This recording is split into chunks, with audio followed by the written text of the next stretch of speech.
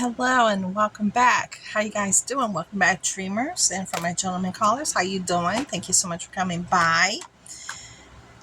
Today is one of those days where I'm not highly motivated. I am not. I had to literally force myself to get up. I was very tired. I didn't get a whole lot of sleep. I just couldn't sleep that well. I know a lot of you have asked for updates from my mother. I wish I had something good to say, something positive to say, but things have gotten a little bit on the worse side, and I don't want to go into details. I am going to be a bumbling mess. If I start talking about it, I'm going to start crying. I'm not going to be able to stop crying. So, see, I'm getting upset already. It's not better, and she still needs continued prayers. She's still in the hospital. Okay. Woo. It's like just, yeah. But it reminds me of the card that I got from Friend Mail. Yes, and it said, don't count your thunderstorms, but count your rainbows. And seeing my mother in that position and seeing my mother in that condition reminds me of the blessings that I have, my ability, even though I'm limited, I still can walk. Before, like I said, I was walking with a cane. Now I'm not walking with a cane. When I have my bad days, I walk with my cane. But I am fairly mobile, on the slow side, but fairly mobile. I do, after a while, my knees and my legs are like, you're done, girl.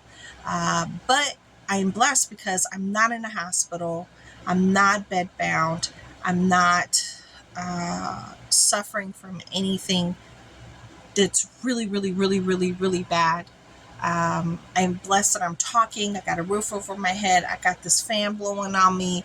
I'm blessed. I'm blessed to have electricity, a car that's getting us around. We have a small business that's still working and thriving. My children aren't sick. My husband is doing okay. We're doing good. We're doing good, and I'm happy about it. So I have to count my rainbows, and that's what I'm doing today. I'm counting my rainbows. And I wanted to answer a few of your questions. So I talked about my mom briefly. I just can't go into detail. I really can't. Emotionally, I can't do it. But I could talk about some other things, okay? When I was talking about my kids start school tomorrow and, all the, figuring things out, I am a stay-at-home mom. Yes, I worked from age 16 up to, what is it? Oh my gosh. Well, I worked not including the federal government, but I worked in the federal government for like 24 plus years, okay? Full time. And I had work before then as well, okay? And then I retired, got pregnant, and was able to stay home to take care of, my last three children. So that's my job. That's what I'm here for. Because if I wasn't here, I'd be at our small business, sitting down behind the desk, answering phone calls and doing the things that I need to do there. So as part of my job, and as part of the things that I enjoy doing for my family, is picking up the children and dropping them off. Many of you said, well, don't they have a school bus? Well, my elementary schoolers, no, they're walkers, and we're all the way at the edge of the community, the farthest part for the walkers. This is like the very last end before they would have to technically catch a bus. But I'm home. That's my job. My high schooler, can he catch a bus? Yes, he could, but I'm home. Why does he have to? That's part of why I'm here. So I can take care of my family. I could be here for them while they're here at home. That's the whole purpose of it. Now, a lot of people ask me about my daughter and, trying to figure out her schedule, driving her from point A to point B. And then you guys were like, why doesn't she just buy a car, get a used car? Well, she's not planning on being here that long. From my understanding, 2025, she might be living in another state. And there's no point in investing in a car, a used car, or any vehicle. Plus, having to pay for car insurance and those additional expenses when you're trying to save your money to make a big move to move into another state. Okay, so that's why we make it happen here. That's one of the reasons why I'm here. Being a parent doesn't stop at a certain age for a child. Your children will be your children even when they're 50, 60, 70, and 80 years old if you're still alive for them, even at that age, to be around for them, which is a beautiful thing.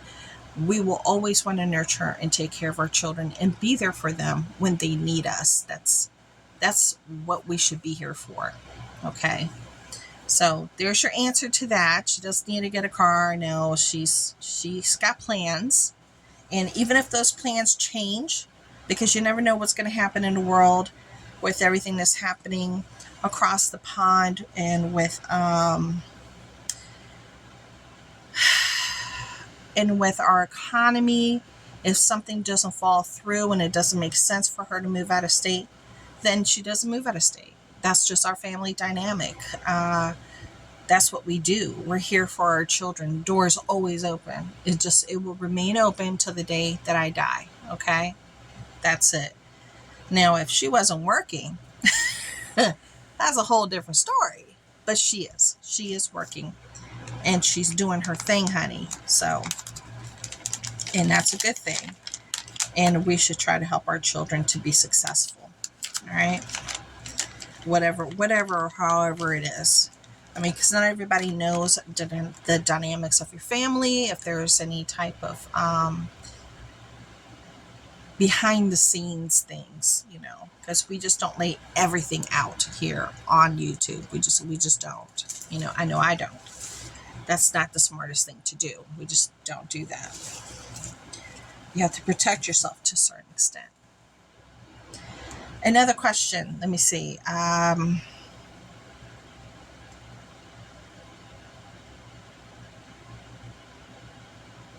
For my mother. My sister's there every single day, several times a day at the hospital, and she's very proactive.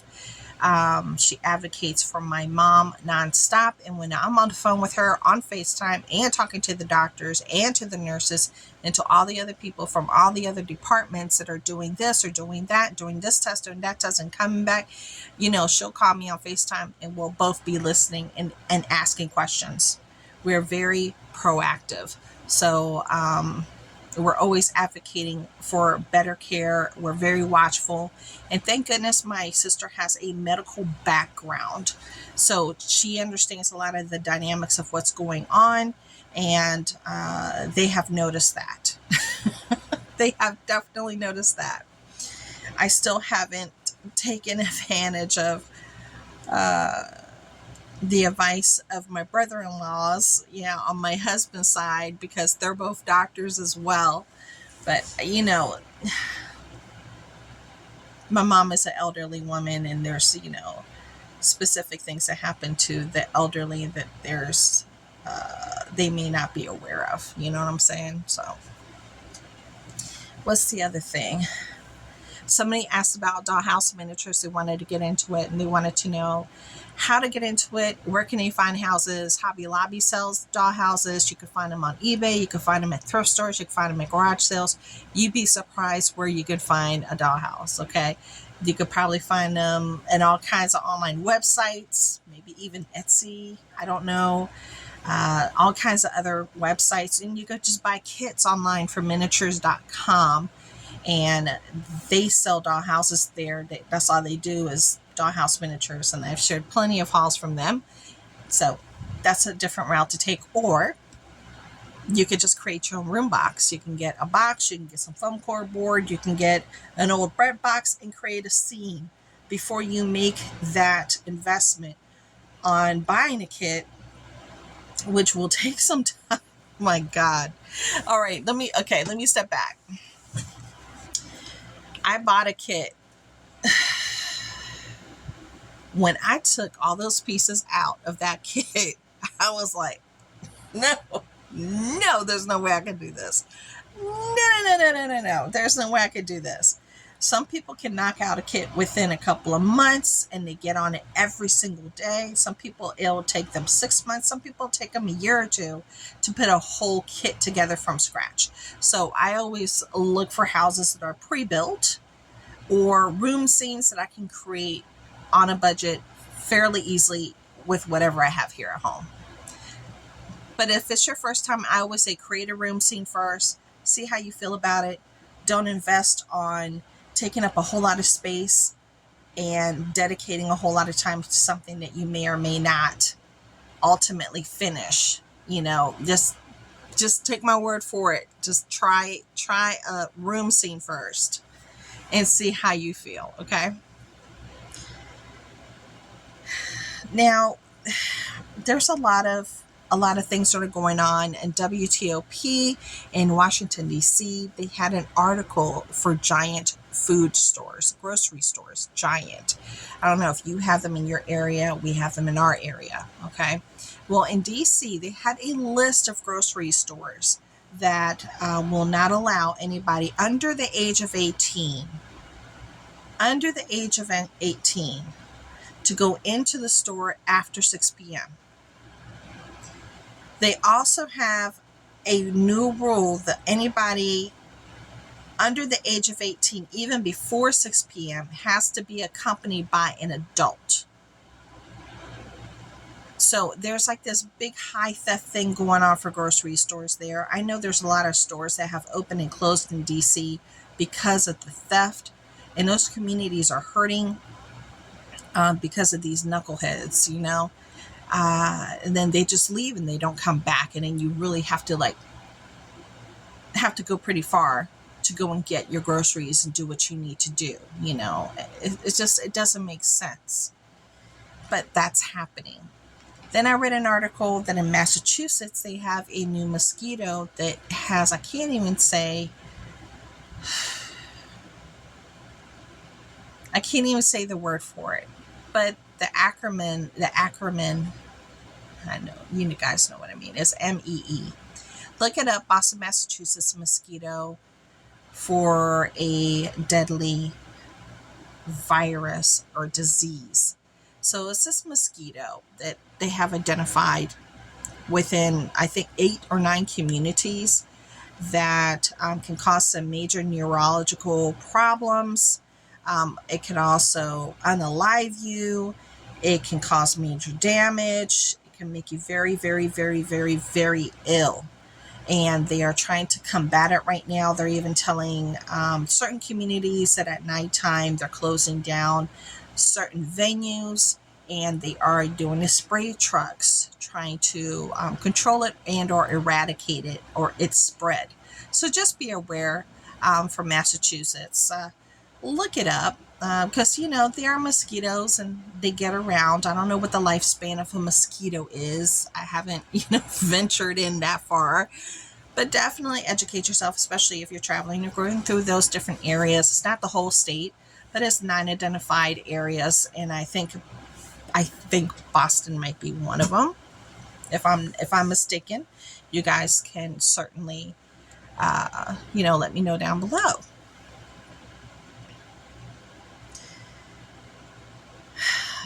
Let's talk about prepping very, very, very shortly, or I should say quickly and shortly. Are you prepping? Let me know down below. Do you feel a sense, a need, or an urgency to do it? Tell me how you feel about it, and what are some of the things that you feel that you need to get. And I will tell you something that I'm doing.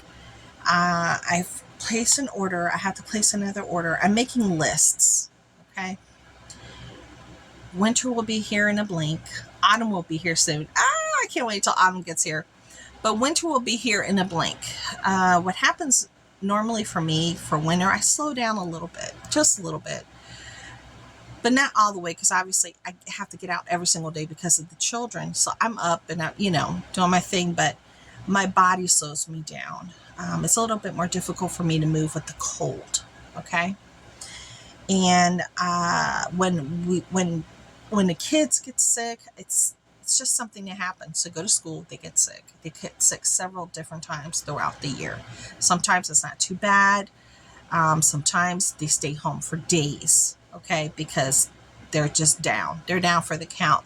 So I am accordingly preparing for that. So I'm buying the Vicks, I'm buying the children's cough, cold, I'm buying the Motrin for any fevers. I'm making a list of all the things that we need so I can have everything lined up so I don't have to wait until they get sick and then say, oh my gosh, can you go to the store? Because last time that happened last year, the shelves were clear of any kind of cold medicine. Literally cleared last year, okay? And I don't want to face that. So I am buying the things that we need now, and I will have them on the shelf ready and on the go. So we don't have to deal with that again. And the prices were astronomical. My husband spent like, $25-30 for one bottle of medicine that he found in some weird place that he said I was getting desperate and I had to stop somewhere and just find something, right? I don't want to be in that position again. So I'm doing that.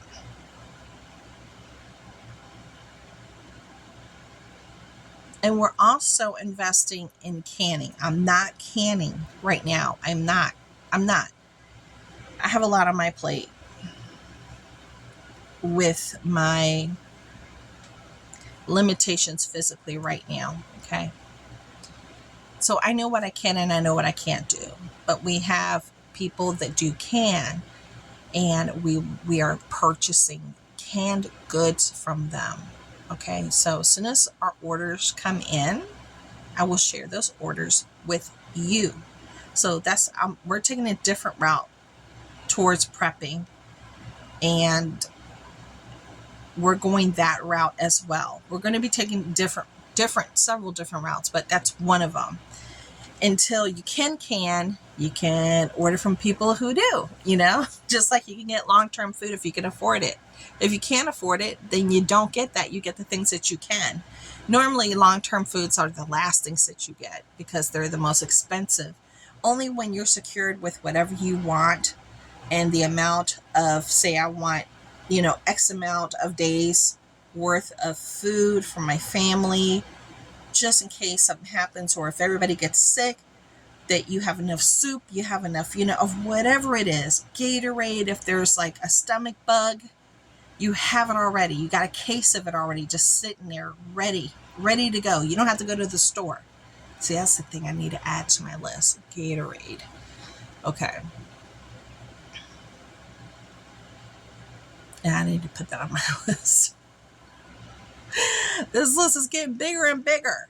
So that's, I'm just saying, there's different routes to take. So we're taking that route. Now, I know somebody posted a concern about the elections, and did they feel that there was some kind of, if there was going to be some kind of uproar or whatever due to the elections. Honestly, guys, I'm not worried about that. We're right here next to DC, and I worked in DC 25 plus years, okay? I'm not worried about anything like that. Honestly, I'm not. I'm more worried about the registered sex offenders in my area, okay? I'm more worried about the different things that are happening in the world and the different interactions with this happening and people dying from these being dropped. I'm more worried about that and more concerned about that. I'm not giving that any kind of space in my head. I'm not.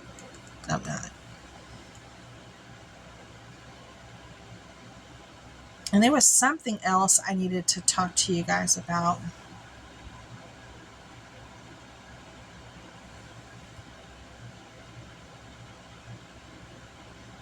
I don't know. I forgot already. And it's already almost 20 minutes. Okay.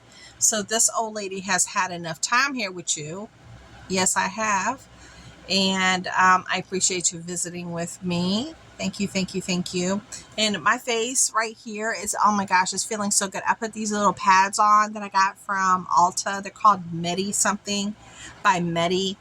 I'm going to be sharing that in the haul. I love the effect and how it's treating my skin right now. I actually put the pads on and I let them sit on my face until they dry up. Oh my gosh, it feels so good. So watch out for that. That's going to be coming up soon. And wish me luck for tomorrow because school is starting. And I still have to go downstairs and get the boys ready. And I don't know, what time is it? It's almost 4. And I haven't gotten their backpacks ready yet with all their school supplies. So wish me luck. Okay? Until then, I'll talk to y'all later. Bye.